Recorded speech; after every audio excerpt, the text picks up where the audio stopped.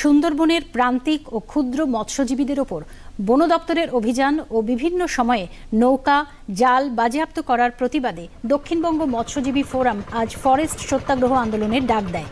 সুন্দরবনের জঙ্গলে অবস্থিত লথিয়ান দ্বীপে বন দপ্তরের অফিসে নৌকায় চেপে কয়েকশো মৎস্যজীবী এই অধিকার রক্ষার আন্দোলনে অংশ নেয়। তবে বন দপ্তরের অফিস পর্যন্ত পৌঁছতে পারেনি, পুলিশ জলপথে আন্দোলনকারীদের আটকে দেয়।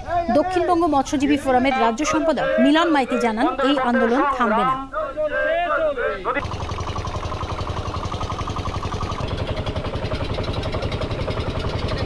আমাদের যে কর্মসূচি, সেই কর্মসূচি আইন ভঙ্গ করার কর্মসূচি, যে আমরা লথিয়ান দ্বীপে উঠে প্রতীকী আইন ভঙ্গ করব, সেটা আমাদের বন দপ্তর করতে দিল না।